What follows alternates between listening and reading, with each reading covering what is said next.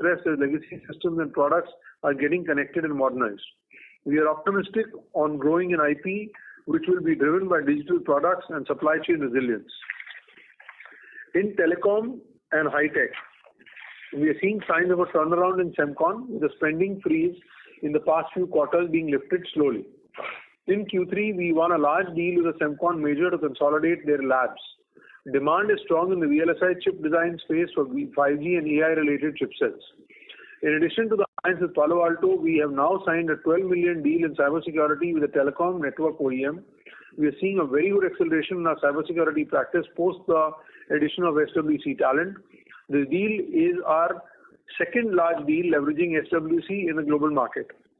We are seeing good opportunities in network automation and digital infrastructure management as telcos look at cost takeouts and performance improvement. We are partnering with telcos to help enterprise customers leverage next-gen communication networks for industrial automation, security, and material handling. In media and ISV, we are seeing more cost takeout and vendor consolidation opportunities as focus turns towards higher productivity and efficiency. Overall, we see a good pipeline in telecom high-tech and expect growth to continue gradually improve as the deals get closed. Lastly, medical. We had a good performance in medical led by the ramp-up of a large deal win that we won in Q2. Demand is driven by three key areas: digital platforms to enhance patient experience and diagnostics, complaint handling and remediation, digital manufacturing and supply chain optimization. We see a great potential in leveraging AI in healthcare. For example, we have developed an AI solution for complaints handling that is finding good traction with customers. This differentiated solution combines AI with domain-specific content and context like regulations to improve process efficiency. You would have also seen our press release of a collaboration with NVIDIA to develop Gen AI and advanced software-defined architectures for medical devices. Overall, we believe budgets will be constrained in medical in the short term, but we see consolidation and AI-driven opportunities to help drive growth forward in the medium term. Now, a few highlights on our digital engineering and technology progress. Our engineers continue to innovate. We are a total of 51 patent filings in Q3. As you are aware, the pace of filings has increased. Our cumulative filings are at around 1250 from around 1000 a year back. In AI, which is one of our three investment focus areas, we have filed a record 53 patents till date across segments like transportation, auto, medical, and industrial products. We have partnered with the likes of NVIDIA, AWS, Google Cloud, which will help us create AI and automated solutions to address our customers' priorities. The result of our investments can be seen in industry rankings. Zinnov, in their 2023 rankings, have rated us as leaders across 14 engineering domains and an overall ER&D leader for the 8th year in a row. Additionally, we've been rated as leaders in data and AI engineering services, digital engineering services, and Industry 4.0. Let me now discuss the outlook. The common themes emerging from customer discussion is that spend in CY24 will either increase slightly or remain the same, but will not see declines. Second, clients are actively considering core versus contextual spends, and there will be deals as they try to move contextual work to providers like us. Number three, there will be cost takeout and value engineering opportunities on product and supply chain as customers focus on higher productivity and efficiency. The contour, size, and color of deals will change and will require deployment of next-gen skills. As an outcome of this, we have seen our pipeline improve over the last quarter, deal velocity being similar to Q2. We are working on multiple double-digit deals in SDV, AI, digital, and next-gen comms that will help our trajectory. We are expecting strong wins in Q4, and for FY24, we reaffirm our revenue growth guidance of 17.5 to 18.5 in constant currency. In summary, it is my belief that winter is over and spring is around the corner. With that, thank you. I will stay back for questions, and I now hand over to Rajiv. Thank you, Amit. Good evening to all of you, and wish you a very happy new year. Our Q3FY24 performance was healthy with double-digit year-on-year growth both on revenue and profitability and improvement in operating margin. Let me now take you through Q3 FY24 financials, starting with the P&L. Our revenue for the quarter was 2,422 crores, a growth of 1.5% on sequential basis. Our YOY growth for Q3 came in at 12.3%. EBIT margin grew by 10 basis points to 17.2%, largely driven by gross profit margin improvement. The EBIT margin is in line with our aspiration of 17% plus for FY24. Moving to below EBIT, talking about other income. Other income was 49 crores, higher on sequential basis due to one-time gain from release and consolidation of facilities. Our effective tax rate for quarter 3 was 27.6%, in the range as our expectations of 27.5%.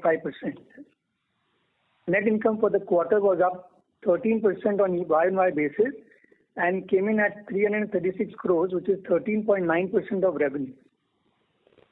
Moving to balance sheet, let me highlight the key line items. DSO came in at 102 days at the end of Q3, flat as compared to Q2. Unbilled days was 18 days in Q3 compared to 16 days in Q2. The combined DSO including unbilled stood at 120 days compared to 118 days in Q2, which is within our target range of 115 to 125 days for the year. Talking about cash flows, our year-to-date free cash flows were at 628 crores, which is at 65% of net income. This fiscal we have incurred higher capex for technology investments and consolidation of facilities. We aim to improve collections and DSO to drive higher FCF conversion going forward. Our cash and investments stood at 2,273 crores at the end of quarter 3 versus 2,270 crores at the end of quarter 2. This was flat due to interim dividend payout of nearly 180 crores in November. Moving to revenue metrics, on a sequential basis, dollar revenue was 0.9% both on constant currency basis and in reported terms. We saw a broad-based growth in quarter 3 with all segments growing quarter on quarter, led by medical devices segments. The segmental margin performance was better in 3 out of 5 segments on a sequential basis, with improvement in transportation, telecom, high-tech, and plant engineering segments. Now let me comment on operational metrics. The on-site offshore mix was moved slightly towards on-site as compared to Q2. Offshore percentage now stands at 58.7%. We continue to work on measures to gradually improve this metrics for aspiration of 60%. The fixed price revenue mix was 38.5% in quarter 3, higher compared to Q2 on account of movement in milestone-based contracts. In terms of client profile, which indicates number of $1 million plus accounts, has shown a sequential improvement of 2 customers in the 20 million plus category. The client profile will continue to improve in the coming quarters. Client contribution to revenue has shown a slight improvement in the top 5, top 10 as compared to Q2. We expect revenue from top customers to improve going forward as we are running targeted programs on client mining. Headcount decreased sequentially by 582 employees on account of initiatives to improve productivity, while attrition dropped by 90 bips to 15.8% as a result of both internal employee engagement measures and reflecting the industry-wide trends. Realized rupee for quarter 3 was around 83.3 to the dollar, a depreciation of circa 1% versus quarter 2. Before I conclude, let me give some visibility on EBIT margin trajectory going forward. Despite a challenging year, we've delivered consistent margins so far and continue to remain focused on maintaining FY24 EBIT margins at 17%. This will continue to happen through a combination of revenue growth, operational rigor, productivity improvements, and cost optimization measures. Amit has already highlighted that we are seeing all 5 segments grow and have a good pipeline of opportunities across segments. With technology shifts towards SDV, AI, next-gen communication, and cybersecurity, we will continue to make necessary investments to support capability building and future growth.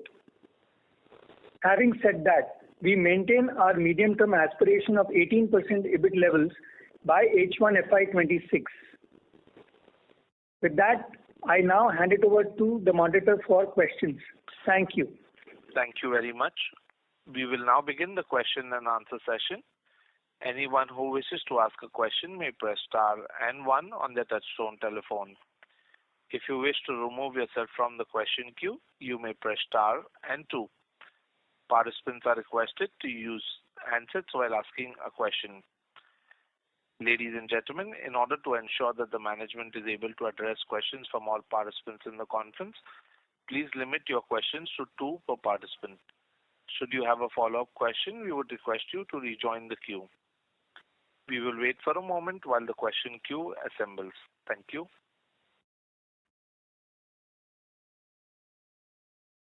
The first question is from the line of Vibhor Singhal from Nuvama Equities. Please go ahead. Yeah, hi. Thanks for taking my question and congrats on a very solid performance. So, Amit, two questions from my side. One question is a very telling concluding statement from your side that the winter is over and spring is around the corner. So, just wanted to understand, what has changed vis-a-vis 3 months ago that gives you this confidence? The deals had been strong for us through the year, and we had been giving quite solid performance as well. We're looking to grow 17.5 to 18.5% this year now, which we were also expecting at the end of the last quarter. So what has changed in the client conversations or the outlook or the demand environment, which gives you the confidence to basically say that? And then I have a follow-up question on the basically a bit on the mathematics of the revenues. I remember last time I think we discussed that SWC business has some seasonality for better H2 than H1. This quarter, the telecom business doesn't appear to have grown sharply on a Q-on-Q basis. And now, as per the maintained guidance, the ask rate for Q4 becomes very high, around 5 to 8%. So is that seasonality in SWC more Q4 driven, and how does this maths for the guidance work out to be? Vibhor, thank you so much. So number one, Vibhor, when we talked in October, what I had mentioned to you was that we were polling our customers, talking to them, asking them what's happening, where is their head right now in terms of spend, etc. So what we have seen is, as we continue to close deals quarter on quarter, right? And I'd also shared with you that deals are taking longer. That has not changed. Deals are taking longer to close. They are taking double the amount of time, effort, etc. We had built up a good set of deals that were in play, and that have, because just by the sheer volume of those, they continue to close on a regularized basis, and that's what we have announced. As you've seen that, right? Yeah. There are still deals in play right now as I speak that potentially could close in the next 3 weeks. That will help us in the current quarter as well, right? Mm-hmm. And this is across the board. This is not just SWC. I want to confirm that. As we have talked to our clients, what we take away is that we believe that software defined. So three things that come out at a very broad level. Number one, software defined everything is something where people continue to create spend areas for CY24. Broad commentary from our customers and their actions thereon have been that they don't see cuts in 24, they see steady or slightly higher in CY24. So we are starting to see some of those ramp ups for ourselves as well. Third, people are going to a lot more regionalized and localized supply chains, and that means a lot more work in plant engineering and digital manufacturing, and we are seeing that as well as a positive. And finally, there is an acknowledged shortage of talent, engineering talent in Europe, and we have seen advantage of that as we've seen Europe growing for us, right? So with all that said, if I may, we do believe that that CY24 should bode well, and again we continue to work on this.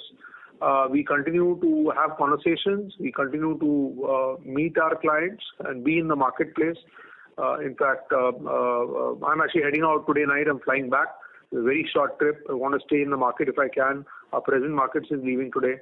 We want to make sure that we are as much in the marketplace with our clients as possible, and that gives us a little bit of confidence as we stand today. Got it. Very helpful. for that detailed explanation. My second question, if you could take please, in terms of the maths for Q4, which appears to be quite high in around 5 to 8%. So is that going to be a seasonality thing driven by SWC? Is that going to be a recurring feature of the business now that we have this when you had mentioned H2 to be better than H1? So thank you so much, Vibhor, to ask that. So let me state this. My math in constant currency is approximately between 4 to 7% sequential growth. And I can confirm to you that as we stand today, I am fairly comfortable between that 17.5 to 18%. And we are working towards the upper half of the range. There is a number of deals in play. We are anticipating some large deals that will add revenue in quarter 4. In addition, there is a ramp up anyway committed for quarter 3 deals that have started. So I hope that gives you a complete answer. So just to extend on that, so you got that math. So that 4 to 7% growth you're saying is going to be a broad-based growth, and this is not necessarily driven by some seasonality in SWC. I am confirming that the 4 to 7% growth will be secular across verticals, barring medical, which I said will be muted in the immediate term. Got it. Thank you so much, Amit. Thanks for taking my questions and wish you all the best. Yes. Thank you. A reminder to all participants, you may press star and 1 to ask a question. Ladies and gentlemen, you may press star and 1 to ask a question. Our next question is from the line of Dipesh from MK Global. Please go ahead. Yeah, thanks for the opportunity. 2 questions. First, just want to understand about the 2 empanelment agreement which we highlighted. Can you just provide more detail whether the deal which we announced, that is part of that deal or these are 2 separate things? And this quantification may be separate. So if you can provide some sense about the quantification or maybe potential size of this engagement. And whether it is different than the way we earlier used to have deal signings. So if you can provide some context to it. Second question is about the medium-term aspiration, 1.5 billion, which we indicated. Can you provide some sense? Because it still requires significant growth trajectory to continue. So like Q4, we expect 5% CQGR kind of thing for next 4 quarters. So if you can provide some color around it. Thanks. Thank you so much. So let me address the 1.5 billion first, and then I'll go to the others. Our aspiration to be 1.5 billion remains. It did bake in some amount of inorganic part, and therefore we are evaluating it. So please allow us, when we come back in April at the end of March to March quarter, to come back and give that clarification to you. So we have an active M&A pipeline as well. So please allow us till March to come back and give that clarification completely to you. But the aspiration is there. It still remains. Number 1. Now on empanelment, etc., I'll answer it 2 ways. So there are 6 10 million plus deals. Okay. And of that 6 10 million, 1 is a 40 million deal. The second one is a 20 million deal. The third one, which I want to call out, is a cyber 10 million plus deal. And then there is 3 other 10 million plus deals. In addition to this, there is an empanelment with BP. We are calling it an empanelment. It's the beginning of a relationship which we will work together on and build up in the areas of green energy as well as digital transformation. We will work with them, and we are going to work very hard to see how we can get this to a top 10 client for ourselves in the next few, next few quarters, and let it go. Thoda sa we need to let the story play out. But we are working very hard with our customer, developing that relationship. There's a team already working, and it will contribute positively to the revenues of the company for FY24. The second one, I would request my President Markets to talk about a little bit, and that is an empanelment for software-defined vehicles with an auto OEM. Alind, over to you if you want to give a little color on that. Right. Thank you, Amit. So we, as you're aware, we have made a lot of investment in STV over the years. We have created some solutions. This is one of the fulfillment that has come through. There is an increased traction that we have on STV. There is a lot of work which is going to be done by the OEMs as they take control of the complete vehicle history and future. We are one of the selected parties. The ramp-up has actually already started in different geographies. We expect it to continue over the next few quarters, with the majority of that happening between this quarter and next quarter, and then it will stabilize or it will grow as we see the demand come back. But we're excited about this. We also, I can confirm to you that there is another one that we are working on with a major tier one, which we should see in the next few weeks come through as well. Both of them add to the STV story that we are developing, and this is to be played out over the next year. Thank you.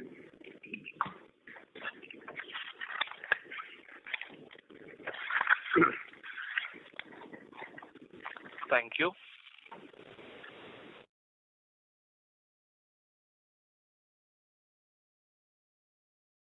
Ladies and gentlemen, you may press star and one to ask a question.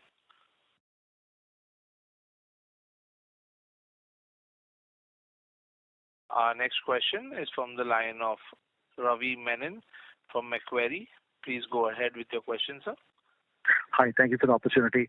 I just wanted to ask about automotive. Do you think that if the European Union dilutes 2035 sunset for ICE engines, that could be potential headwinds in the traction we've seen in automotive? Thank you so much for that. Look, I would look at the automotive spends coming out actually in multiple areas. So it's not just electric. The transportation spends are coming out in software and connectivity. They're coming out in electrification, of course, hybridization. They're coming out in connected mobility, in the area of additive manufacturing, and in interiors, right? So there are multiple parts. In fact, think about a car as an experience zone, a transmission zone, and a connected zone. I mean, that's broadly how you look at a car. So there are various kinds of spends that are happening, and we believe that that should continue. Also, please realize that the kind of work that we get is generally about, on a model year, that's about 4 years out. So these short-term blips here, there don't impact the design cycles. If anything, there are a lot more planned, etc. So at this stage, for Q4, for next year, we do think transportation will continue to grow across automotive and commercial vehicles. Great. Thank you for the detailed answer. And on aerospace, you had been empaneled by Airbus, if I recall right, as one of the strategic vendors. So I know that unlike, say, one of our competitors, we don't have any manufacturing facility as such. So do you think this is a disadvantage for you in aerospace compared to peers who have that capability? No, because look, manufacturing is a very different ballgame. We are not a manufacturing entity. We are a engineering entity, engineering and technology entity. We are in fact seeing in the aerospace and rail, right, both of those. And one of our wins, 40 million plus win has been in comms in the rail network area. We believe that there's a lot to be done on connectivity around. There's a lot of stuff to be done in avionics. And we'll see how things progress. Thank you so much, and best of luck. Thank you. Next question is from the line of Bhavik Mehta from JP Morgan. Please go ahead with your question, sir. Thank you, and happy New Year to the management. 3 questions. Firstly, just on the quarter itself in 3Q, like what surprised you positively and negatively in terms of the demand across various verticals? Secondly, last time you had spoken about pressures in telecom, high-tech, and engineering and medical. Now you highlighted that medical still remains under pressure, but is the worst over in terms of demand for telecom, high-tech, and engineering, and will we start to see growth accelerate from here on? And lastly, on the guidance, 4 to 7% grade for the fourth quarter, how much of this confidence is coming from the deals which have already won and you start ramping up versus the deals you are aiming to close in this quarter? Basically trying to understand what is the risk that you miss the guidance when you report in April. Thank you. So let me address it this way. The positives that we saw in the current quarter was, number one, that all 5 segments grew, right? And that is important for us. Number 2, positive sign for us was the lowering of our attrition rate, because our attrition rate came down further. third was positive was the 53 patents that we have filed in AI, if I may. And then there's a lot of others in terms of the deal wins, etc., that we have had. The negatives, very honestly, if I look at it, was that I would have potentially hoped the number of vacations and the number of furloughs could have been slightly lower and would have helped us a little bit in this quarter. But no harm done, because I do see that work-life balance is becoming very important for colleagues across the world, and people are taking serious vacations, right? Or seriously taking vacations. So we are seeing that impact coming in the last 2 years on us, and it's a trend. I'm seeing that, and on a different conversation, I'm happy to dwell more into details, but we've seen that post-COVID, people taking a lot more vacations than they normally do. So that, was, and not strictly negative, but that was one of the things that could have hoped for differently. Now, let's go to guidance and our confidence. So if I look at it, it's a 4 to 7% growth sequential that we are looking at constant currency. And, so if I take 4 to 7, I think 4 to about, 5.5 odd, do the translation, right? Because I talked to you already about the fact that the lower end of the guidance I'm fairly confident about. It's the upper end of the guidance that I'm working towards. So you translate that to the quarter, and that's what I'm working towards. And we'll see how it goes, and we'll keep you appraised as we move forward. It always includes, so the lower end of the guidance includes already the stuff that is ramping up, and the upper end will include stuff that we'll win as we take forward. Okay, that is right. So just on the verticals, is telecom, high tech, and plant engineering look radically from here on? We still see some pressure out there, like we are in medical. I'm sorry, can you repeat that, Bhavin? It was a little unclear. I was asking the telecom, high tech, and plant engineering verticals, have we reached the bottom over there, and should we start to see growth accelerate from here on, or do you think it's going to be a gradual recovery which might take maybe another 6 months? Thank you. So plant engineering, we are hiring very actively, and I do believe that you will see growth from here on in plant. I don't see a problem in plant. High tech as well, you will see, will be there. It will be a slightly more gradual than plant. Plant will pick up faster and prior to high tech in terms of percentage growth. Okay, that's it. Thank you. Thank you. Our next question is from the line of Akshay Ramnani from Axis Capital. Please go ahead. Hi, thanks for taking my question. So, first question is on the geography side. So, Europe has been doing very well for us for past 4-5 quarters. So, and US at the same time has been flattish. So, can you explain this dichotomy and help us understand which verticals in Europe are doing well and which verticals in US are pulling the growth down? Okay. So, do we provide details by vertical and geo? Okay. So, I'll give this thematically, right? So, if I look at Europe today, Europe is growing on the back of 3 or 4 things. Number 1 is transportation. Number 2 is there is growth happening in partly industrial products and partly plant. There is not a lot of medical in Europe. It's very small. So that's where you're seeing the growth areas coming from, and digital manufacturing, which plays into industrial and plant as verticals, and even in transportation. So we are seeing that growth, these 4 areas. So transport, industrial, plant, digital manufacturing, which is the horizontal, is where we see growth in Europe. And you are right, the team has done very well. We are proud of the team. I'm thankful to our delivery and sales leaders that have together made this happen. If you remember, some quarters ago, there was a question, is your Europe strategy right? And I had promised you that we will come around, and I'm happy that growth is visible and very visible. Now let's go to the US. The US has got all 5 verticals, right? And in the US, we've been constantly challenged in the, shall I say, in the high-tech area, telecom and high-tech area. And at one time, there was a weak Semcon, there was a weak ISV, and that had been the problem. In the current quarter, so the currency-wise, it has shown a degrowth, but I want to confirm to you that from a geography standpoint, which includes some India currency billings, or US, rupee currency billings, US has grown. Not at the same pace as Europe, but it has grown.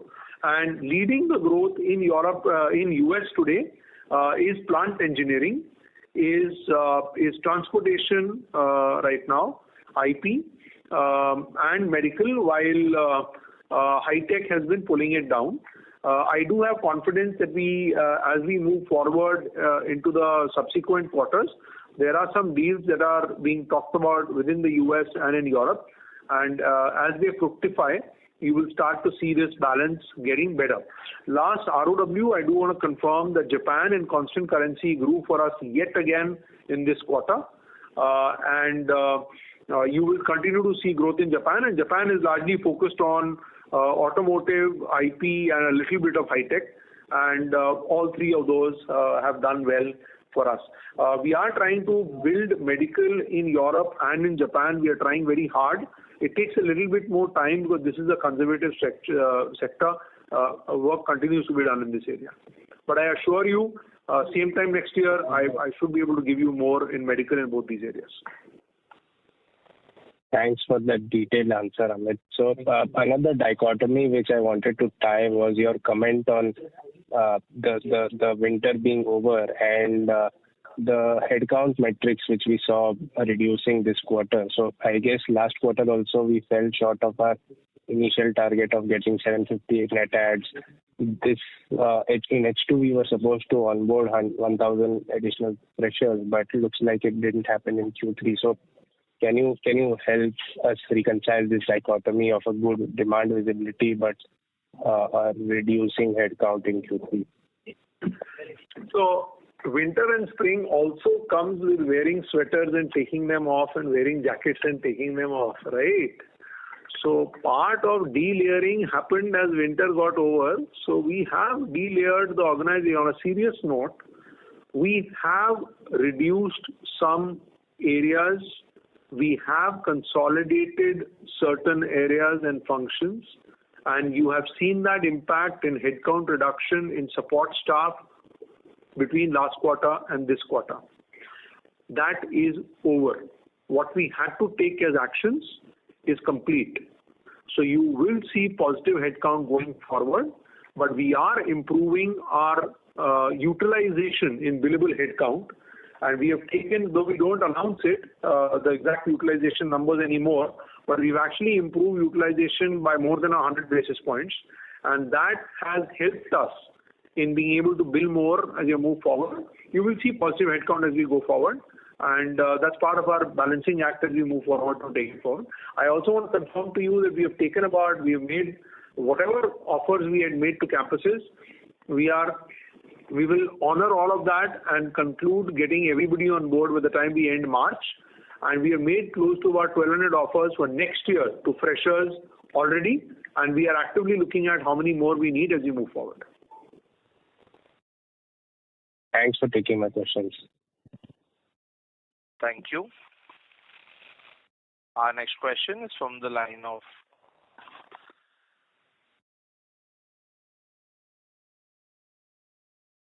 Sorry for the interruption. Ladies and gentlemen, you may press star and 1 to ask a question. Our next question is from the line of Abhishek Shindadkar from InCred Capital. Please go ahead. Hi, good evening.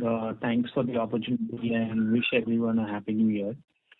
Sir, my first question is on the organic growth. I know you may not, dissect the number the way, we would like, but if I had to ask you that what we did till now and your commentary of a fourth quarter, is it a fair assessment that the organic growth for the current year is relatively better than what we had thought at the start of the year?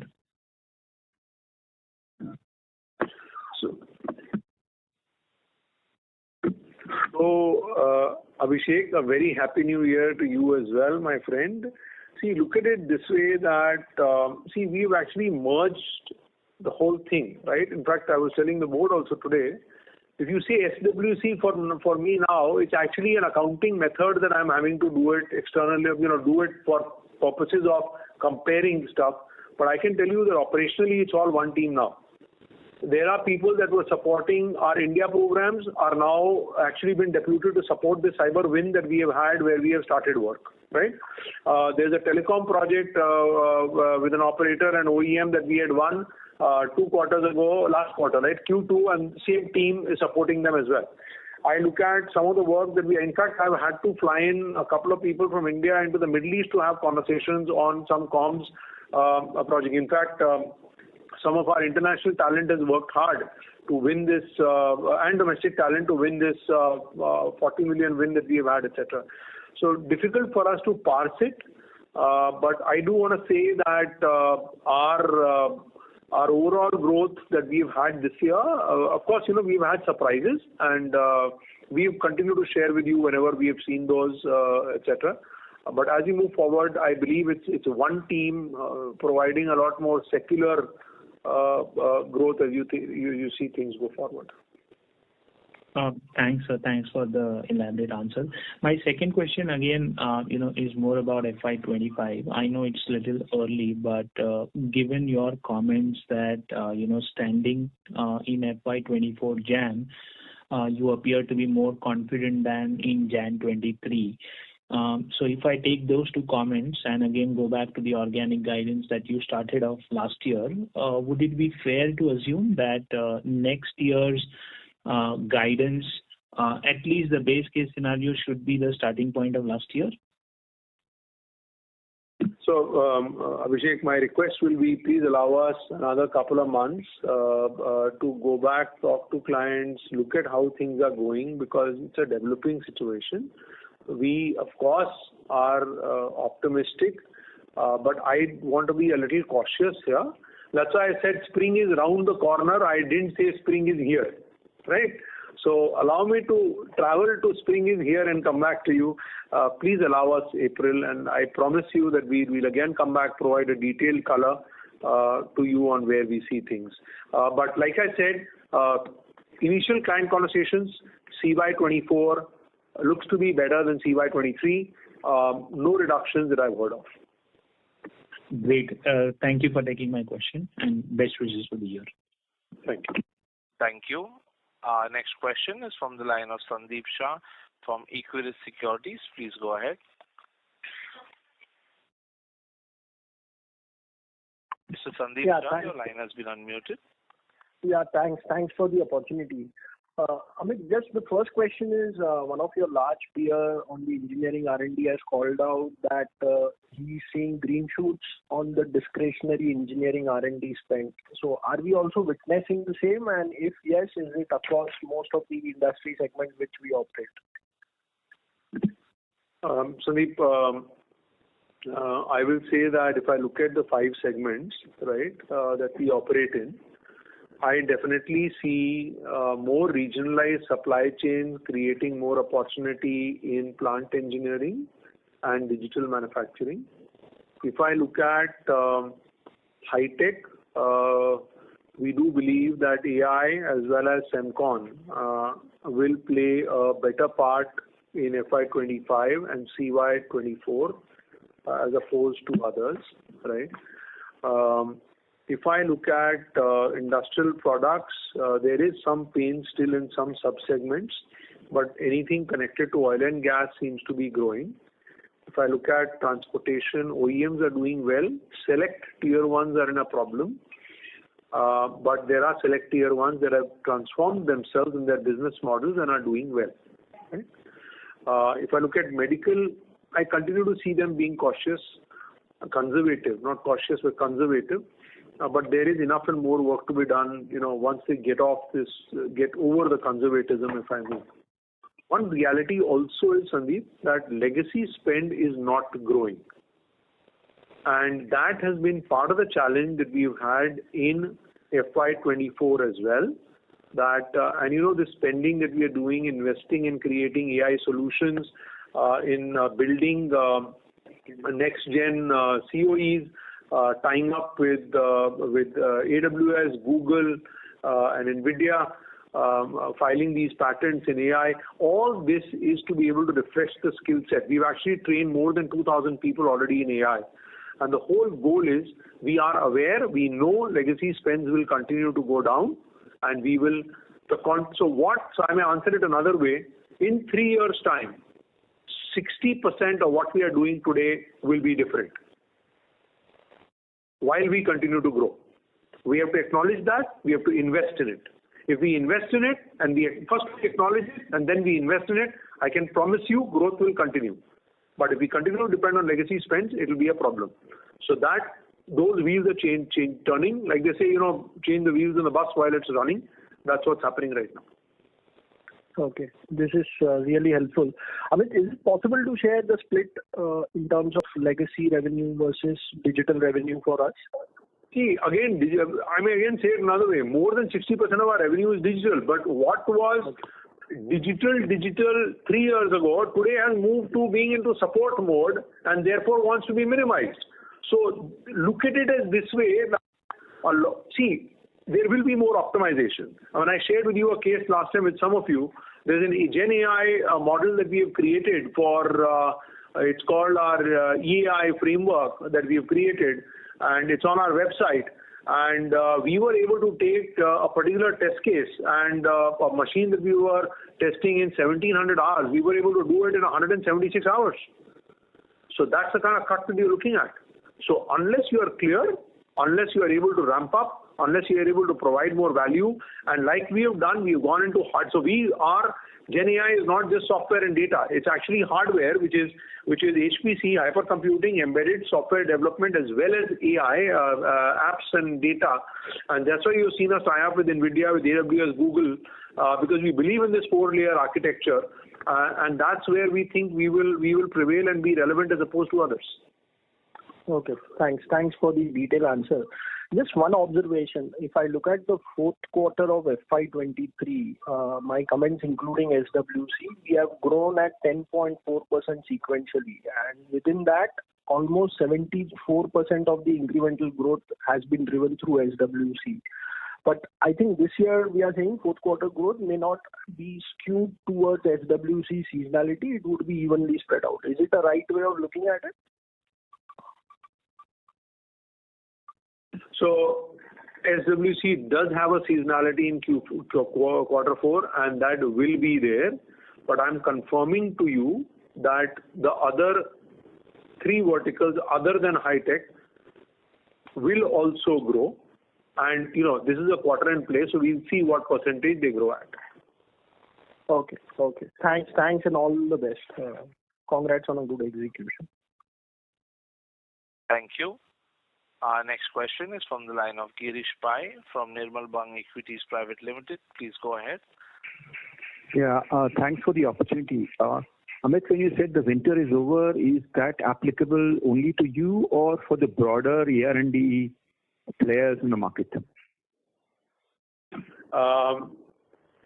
Look, I do believe, and somebody quoted our peers, a larger peer as well, about green shoots. You heard us talk about, somebody talks green shoots, somebody says winter and spring.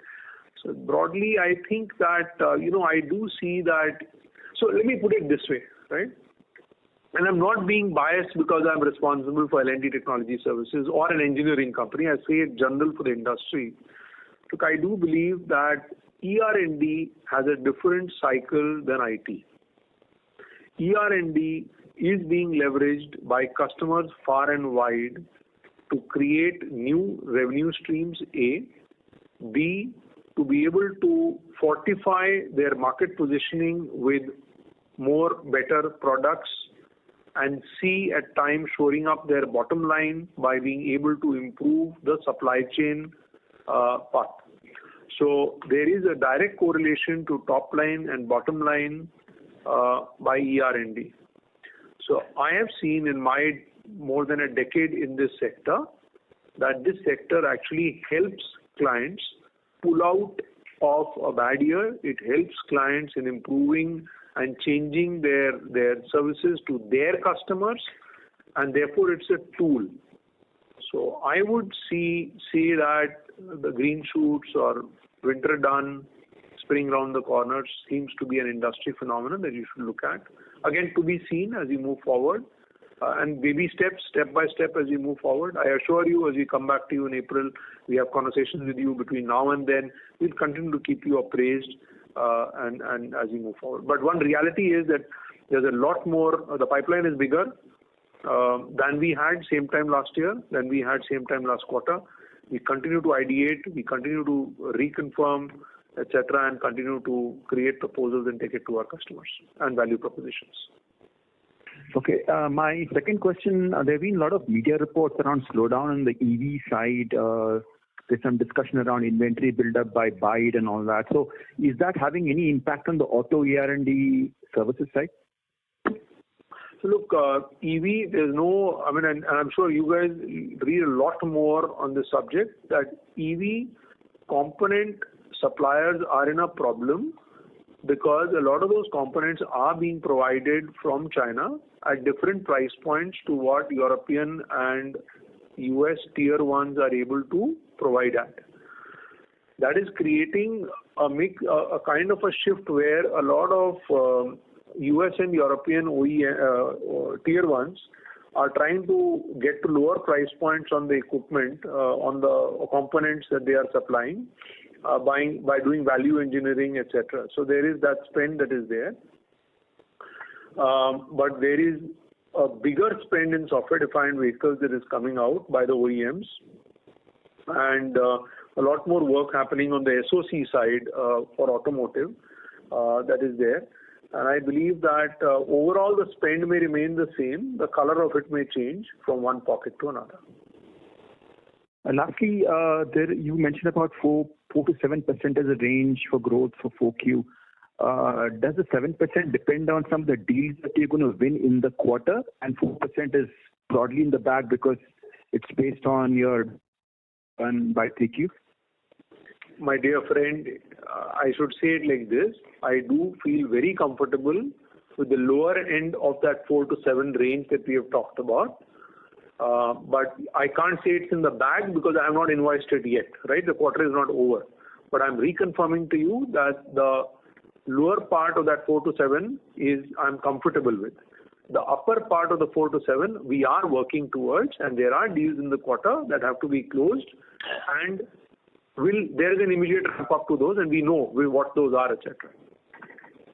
Thank you. Mr. Girish Pai, may we request you to return to the question queue for follow-up questions. Our next question is from the line of Surendra Goyal from Citigroup. Please go ahead. Yeah, hi Amit. Happy New Year.